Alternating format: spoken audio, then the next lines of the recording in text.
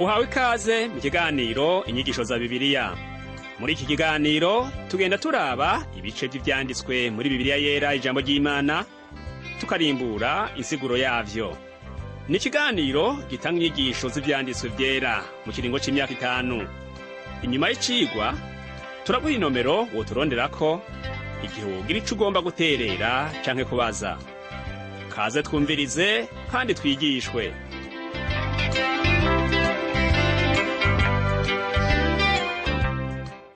Nshuti nawe mugenzi uri kurumviriza izi nyigisho za Bibiliya, ndakuramukije amahoro y'umwami wacu Yesu Kristo abane nawe.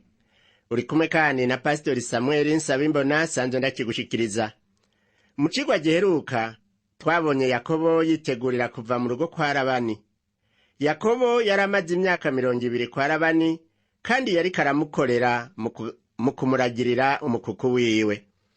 Imyaka 14 muri iyo myaka 200 Yakobo yayikoreye nk'inkwano yo guha Labani, maze nawe amushingira abakobwa wiwe babiri ari bo Leya hamwe na Rakeli murumuna we. Rakeli niwe Yakobo yakunda kumurutisha Leya kuko yari mwiza. Ariko rero uwo Rakeli yamaze igihe kirekire atararonka umwana, kugeza naho abwira umugabo wiwe ngo mpabana utabampaye mvuma mpfa. Leya rero niwe yavyaranye na Yakobo, ariko Rakeli abura abana. Muri ico gihe umugore atavyara yaboneka nk'igicibwa. Umugore yagira abana benshi niwe yabakomeye mu muryango. Eka n'uwu munsi hariho abantu bakimeze gutyo canke baciyumvira muri ubwo buryo. Igihe umugore atavyaye baca babona yuko ataca amaze. Ariko ico twari dukwiye kumenya nuko Imana ari itanga abana. Yakobo yarashavuriye cane Rakeli ati, mbega jewe ndi mu gishingo c'Imana ko ariyo yakwimye uruvyaro? Rakeli yaribagiye cane canke yarirengagije ko ata muntu n'umwe ashobora gutanga umwana atari Imana yonyene. Kandi n'uwo munsi abantu benshi baracagwa muri uwo mutego, mu gutana k'umwikomo mu muryango, bagirizanya ngo uwo bawubakanye niwe atavyara kandi atani kivyemeza bafise. Ubuhoho n'ukoroha vyari vyoroshe yuko umuntu amenya aho ingorane ziri, kuko bimwe bimwe mu bitera kutavyara abaganga barashobora kubibona, mbere na bimwe muri vyo bagashobora no gufasha kubitorera umuti. Hari n'abandi bantu usanga bakija kuronderera abana muri ba rumenyi. Ico rero twari dukwiye kumenya nuko Imana yonyene ari ituma umuntu aronka umwana. Imana niyo itanga umwana. Rakeli naho atavyara, Imana yaramwibutse avyara Yosefu hamwe na Benyamini. Mu myaka yakurikiye, Yakobo yakoreye Labani mu ntumbero yuko nawe yokwironderera itunga ryiwe n'iry'umuryango wiwe. Ubona ko uwo muryango wari waragwiriye mu kuronka abahungu 11 ico gihe hamwe n'umukobwa umwe yitwa Dina. Imana yahezagiye Yakobo agira imikuku, intama n'impene nziza, mbere asumbya Labani. Ubu munsi dukomeza kuraba ingene Yakobo yahunganye ivyiwe ava kwa Labani atabanje kubibwira Labani. Afata urugendo rwo gusubira mu gihugu ca sekuru Aburahamu. Tukaba tubishimikira ku majambo yanditswe mu gitabu c'Itanguriro mu gihimba ca 31 umurongo wa 13 kugeza ku wa 19. Nk'uko twabibonye mu gihimba ca 28, Yakobo yahunze uburake n'ishavu vya mukuru we Esawu. Ashitse mu nzira yarananiwe, arara hitwa i Beteli. Riba ijoro rya mbere araye mu gahinga. Aho hantu i Beteli hitwa inzu y'Imana. Ubu rero Imana imwibutsa isezerano yagiranye nayo ari Beteli. Nico gituma Imana imubwira iti, ingo usubire mu gihugu c'abasogokuruza mu muryango wanyu. Ico gihe Yakobo yari afise abahungu 11, kandi Imana ibona ko batanguye kwiga ivyo batategerezwa kwiga.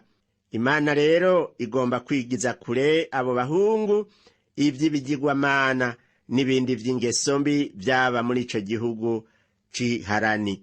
Yakobo amaze gusobanurira byose Rakeli na Leya baciye bamwishura bati, mbega mu rugo rwa data hari ibyo tuzohatorana tuhafise canke ibyo tuzoragwa?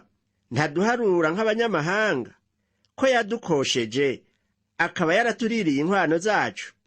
Tubisoma ku murongo wa 14 n'uwa 15. Ibyo abo bakobwa ba Labani bavuze, ibyo ni iby'ukuri. Bari bakwiye kuronka umugabane wabo. Labani rero ntakwiye kugwanya abakobwa biwe ngo ntibaronke uwo mugabane. Labani yari umuntu atari uwo kwizegwa, kuko byaranamugora kurekura ikivuye mu butunzi bwiwe. Birababaza kuko hari abakristo benshi n'uwo munsi batizigirwa mu gutunga amahera yabo n'ay'abandi. Iki ni igipimo kuri umwe wese. Abarongozi benshi b'abakristo bakoresha amahera mu buryo butabereye.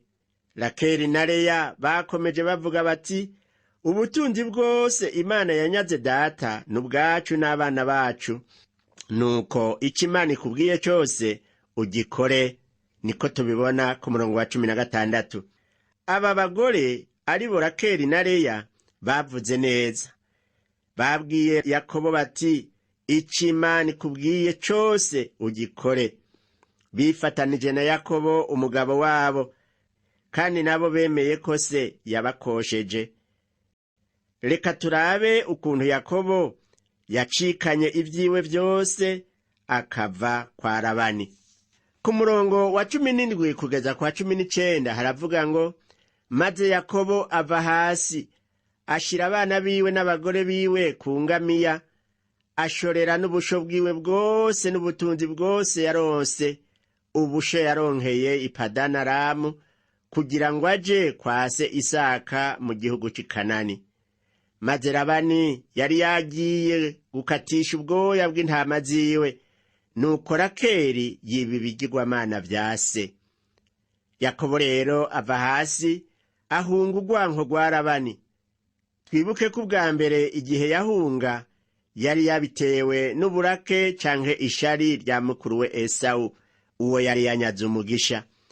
Ubu naho ariko arahunga inarume, ariko ntahunze kubera amakosa yiwe nk'uko yahunze Esawu. Rero Yakobo yari yateguye byose, abana biwe, abagore n'imikuku yiwe. Mu nzu kwa Labani hariho ibigirwamana, maze Rakeli imbere yo kugenda yibamwo bimwe muri ivyo bigirwamana. Wibuke ko Imana itagomba ko abahungu ba Yakobo bakurira mu rugo kwa Labani, kuko bari guhava bigishwa ivy'ivyo bigirwamana. Kubana n'ababi mugenzi, ijambo ry'Imana rivuga ngo konona ingeso nziza. Ariko rero tubona ko Rakeli yagiye abitwaye, kandi yagomba kugenda atwaye n'iyo mana yiwe. Rakeli yiyumvira ko atashobora guhungira Imana yiwe, kandi ibyo byari byo. Ariko ikibabaje nuko iyo mana yiwe itari Imana y'ukuri, ntiyari Imana ibona. Ariko Imana y'ukuri ntawe uyihunga. Yakobo igihe yahunga yibaza ko ashobora kuhunga Imana, Imana yamusanze i Beteli, yaciye imwiyerekerayo. Yakobo rero yasanze ataho yoshobora guhungira Imana. Dawidi niwe yanditse muri Zaburi 139 ati, mbega mpwemu wawe nomuhungira hehe, canke nohungira hehe mu nyonga hawe? Noduga nkaja mu ijuru uriyo, no kwisasira ikuzimu ehuriyo, no kwakira amababa y'umutwenzi nkagerera ku mpera y'ikiyaga, aho naho ukuboko kwawe kohandongorera, ukuboko kwawe kw'iburyo kohamfatira. Ni muri Zaburi 139 umurongo w'8 kugeza ku w'10. Nta buryo buriho bwo kwinyegeza Imana mugenzi, kuko nta na hamwe Imana idashika, haba mu kirere, haba kw'ijuru, eka mbere ni kuzimu. Labani rero yagiye kuhira imikuku yiwe, kubera yuko yari yatwaye imikuku yiwe kure yimuhira. Yaratevye, ntiyagarutse yihuta. Yakobo nawe yaciye ava hasi aragenda atabibwiye Labani. ku murongo wa 20 n'uwa 21 haravuga ngo Yakobo yiyiba Labani umwaramu mu gucika kuko ataco yarinze kumubarira, nuko ayombokana ivyo yari afise vyose, aritora aja bukuruzi, agenda atumbereye umusozi w'i Gileyadi. Labani yumvise ko Yakobo yagiye atamusezeye, aca aramukurikira. Ku murongo wa 22 n'uwa 23 haravuga ngo ku munsi ugira gatatu baburira Labani yuko Yakobo yatorotse, ajana na bene wabo, amara iminsi 7 amukurikira, araruha amuhambiriza ku musozi w'i Gileyadi. Birumvikana ko Labani yirutse cane kugira ngo ashikire Yakobo n'abiwe, kandi ukwiye kumenya ko Labani ataneza yari kararonderera Yakobo, kubera ko Labani yarashavuye, yashobora no kwica Yakobo igihe yari kumushikira. Ariko Imana isumba vyose yabanye na Yakobo iramutabara. Labani atarashikira Yakobo, Imana iza kuriwe mu ndoto, iramubarira iti wirinde ntugire iryo ubarira Yakobo iryo ari ryo ryose. Haleluya! Mu yandi majambo, Imana yashatse kumubwira iti wirinde ibyo ukora vyose n'ivyo uvuga, wiyubare ntiwice Yakobo. Ku murongo wa 25 nuko Labani ashikira Yakobo. Yakobo yarashinze amahema ku musozi, Labani nawe na bene wabo nabo bashinga gwabo ku musozi w'i Gileyadi. Maze Labani ashikira Yakobo n'ishavu ryinshi, aramukankamira, agomba gutwara ibintu vyose vya Yakobo. Yashatse no kumwica kugira ngo atware abakobwa biwe n'abana biwe. Ku murongo wa 26 n'uwa 27 Labani abaza Yakobo ati co wakoze n'igiki catumye unyinyegeza ukajana abana banje nk'abafashwe mpiri? Wabitewe n'iki gutoroka mu mpisho ukayomboka ntumbarire ngo ngusezeze ikiyago c'umunezero no kuririmba no kuvuza umudiho w'ingoma n'inanga? Labani yari umuntu azi kuvuga amajambo meza, amajambo yo kuryosha ryosha. Yagerageje kwereka Yakobo ko yagize amakosa kugenda atamusezeye kugira ngo bamusezeze ikiyago c'umunezero. Ubu munsi twovuga ko yatorotse batamugiriye umunsi mukuru.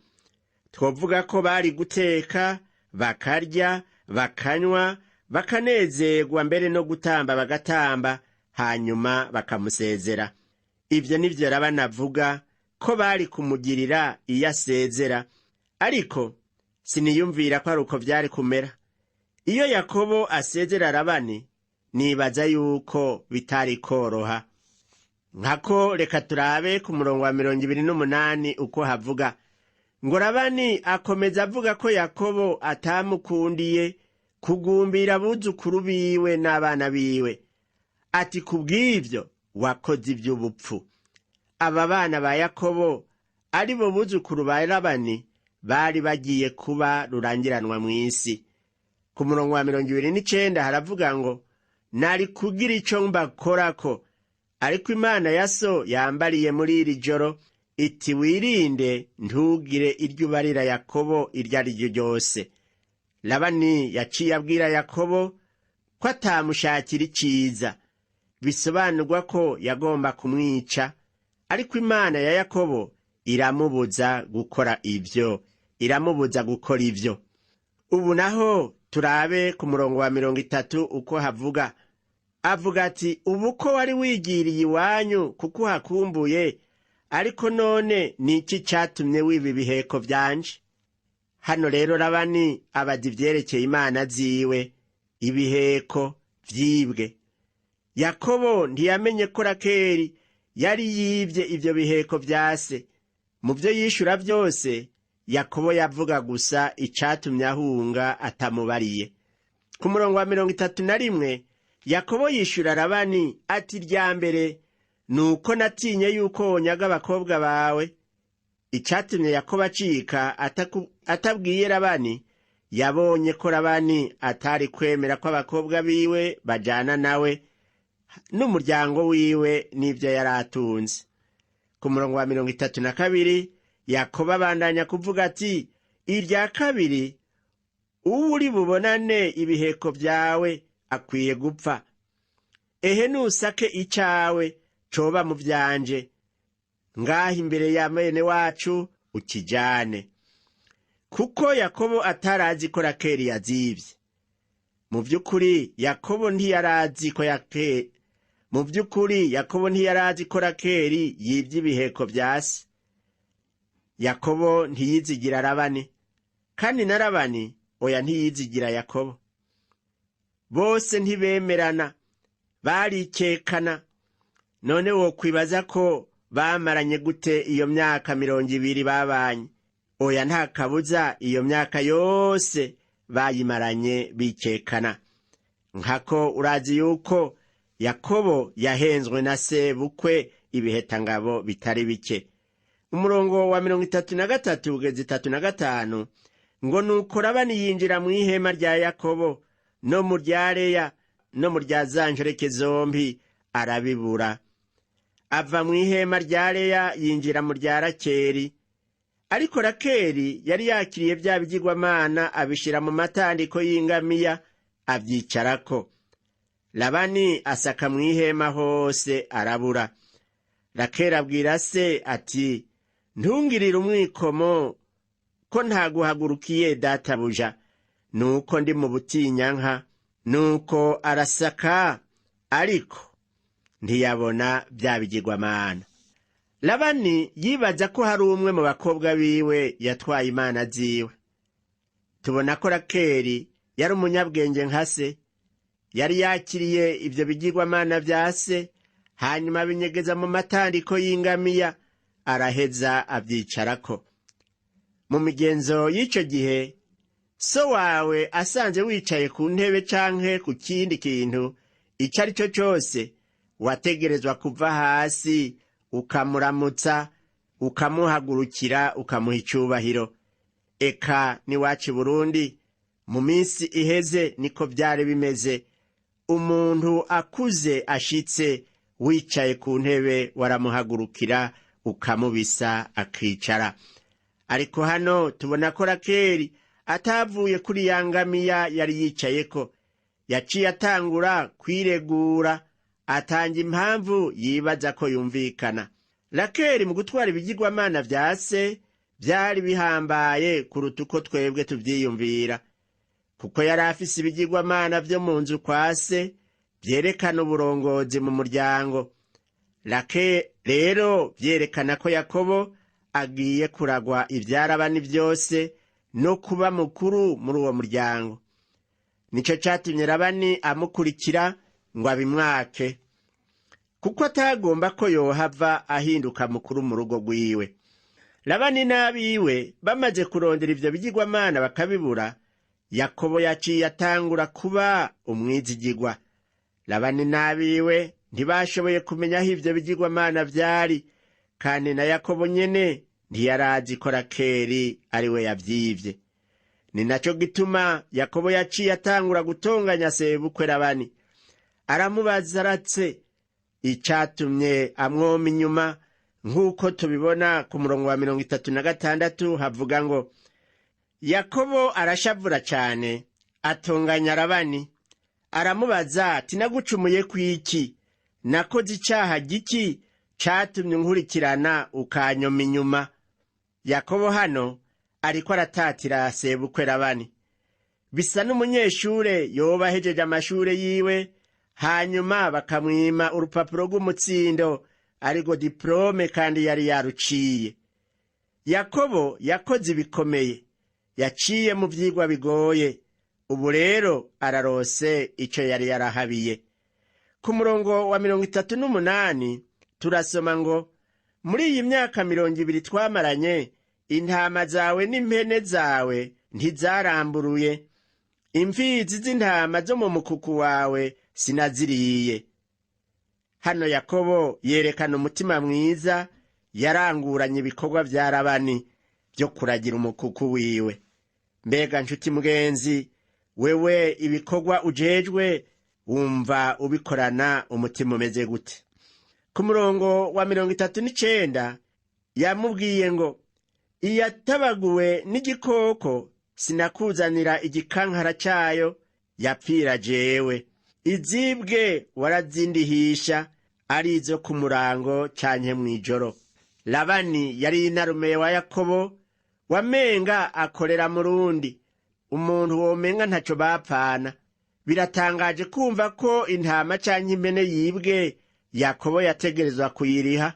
Labani yari umukoresha mubi kandi agoye.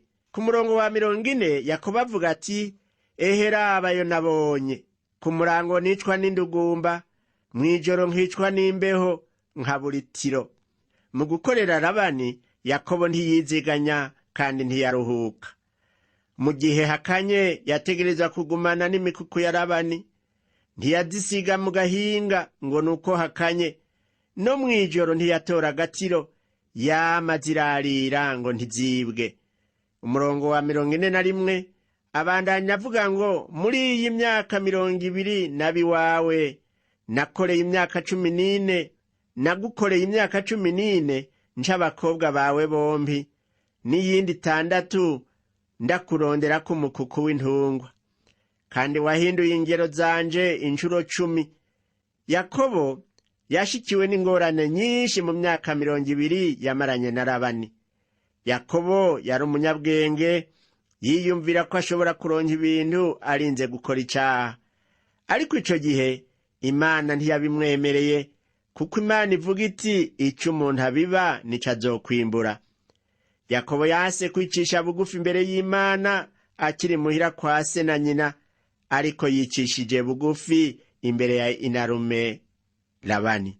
Yakobo yahenze se, ariko nawe yahenzwe na sebukwe. Yakobo umutoya ari we butoyi yahindutse bukuru. Igihe yashingirwa yasanze yashingiwe mukuru, yibaza ngo yashingiwe mutoyi. Yakobo yerekanye umutima wo kugunga uravye uburyo yabaye samuragwa. Kugira ngo abe samuragwa, yahenze se wiwe ngo niwe Esawu, kuko yari yashize insato z'amasuguru y'impene ku bikonjo vyiwe no kw'izosi ahari hasenye. Mu bihimba bikurikira tuzobona ingene nawe yahenzwe n'abana biwe mu buryo bugomba gusa n'ubwo. Bakereye igitungwa kimwe mu byo bari baragiye, bavayangamwo ikoti ya Yosefu mu maraso yaco. Yakobo yabeshe se ngo niwe mwana se akunda, nawe yahenzwe ku vyerekeye umwana wiwe akunda Yosefu. Ico umuntu abiba mugenzi nico azokwimbura. Ku murongo wa 42 Yakobo abandanya avuga ngo, iyo Imana ya data itaba yarabanye nanje, Imana ya Aburahamu iyo Isaka nyene yubaha, ntiwari kureka kundungika ndi imbokoboko. Imana yabonye umubabaro wanje n'uburuhe bwanje, maze iri joro yaraye iruciye. Bisa nuko urubanza rwari hagati ya Labani na Yakobo rwari ruheze, kuko yarahejeje kuvuga vyose vyamubabaje mu myaka 20 yabanye na Labani. Baciye bagwana mu nda, baragumbirana, barasezerana, hanyuma bagiriranira n'ayandi masezerano. Reka turabe ayo masezerano bagiranye uko ameze, nk'uko tuyabona ku murongo wa 43 na 44. Maze Labani yishura Yakobo, aterega abo bakobwa n'abanje, iyi mikuku ni iyanje, n'ibi vyose ubona ni ivyanje. None noshobora gute kugira ico ngirira abo bakobwa banje canke abo bavyaye? None rero ngo dushinge indahiro twe nawe, habe icabona hagati yanje nawe. Mu gushiraho indahiro hagati yabo, Yakobo yakiriye ibuye arishinga nk'inkingi. Inshuti zose za Yakobo zikoranya amabuye, nuko barayazana bayagira ikirundo, maze baca barasezerana. Murongo wa 48 n'uwa 49 havuga ngo, Labani aravuga ati, iki kirundo kibaye icabona hagati ya twe nawe uwu munsi. Nico catumye citwa Geredi hamwe na Mizipa, kuko Labani yavuze ati, Uhoraho azoduhore hagati naho tuzoba twaratandukanye. Aya masezerano ng'uhoraho azoduhore hagati asobanura ngo uhoraho aturabe kugira ngo ntihagire uwusubira kwiba uwundi. Ibi nivyo bashatse kuvuga abo bagabo babiri. Twabonye ko bagenda barinubana, Labani akagunga Yakobo ingero yiwe, nico gituma bagize ayo masezerano. Bahejeje gusezerana baciye batandukana. Labani na Yakobo bose basezeranye kutarengeranira karimbi. Ishavu mugenzi rigira nabi. Iyo Labani atumvira ico Imana imubwiye, umuryango wose wari guhavumarana. Ndagusabe mugenzi, mu kurangiza kino cigwa cacu, usigare uribaza ku vyerekeye gutsinda ishavu no kubabarira abandi mu bugingo bwawe. Mbega iyo hagize ukugirira nabi, uhora uvyifatamwo gute? Birakwiye kwimenyereza kubabarira. Reka dusenge Imana kugira ngo ibigushoboze.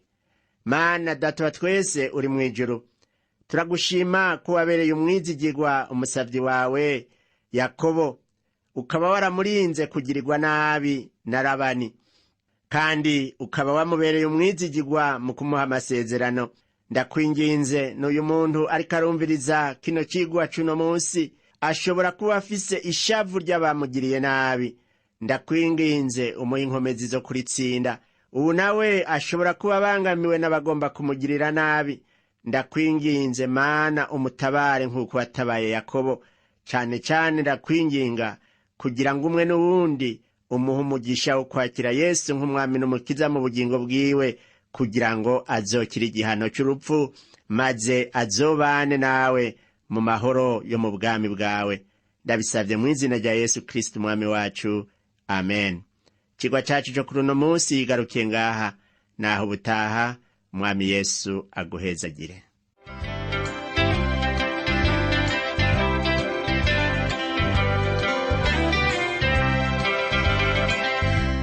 Wakoze kumviriza icigwa c'ijambo ry'Imana c'uyu musi.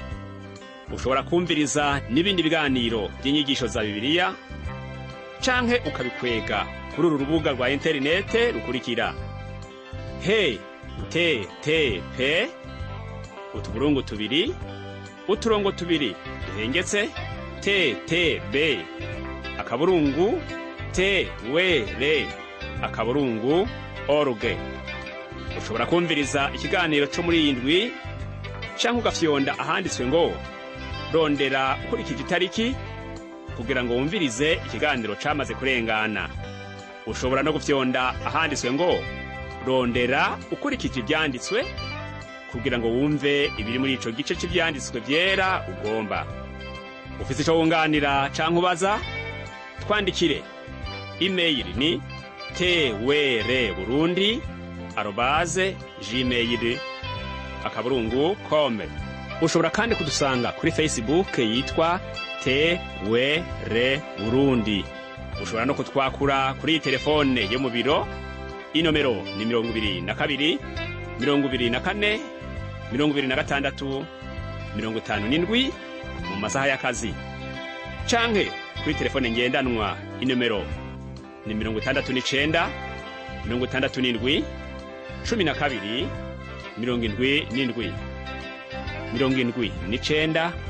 79 74 19 93. Udusanga kandi kuri WhatsApp, nimero ni 79 38 71 99. Yesu aguhezagire.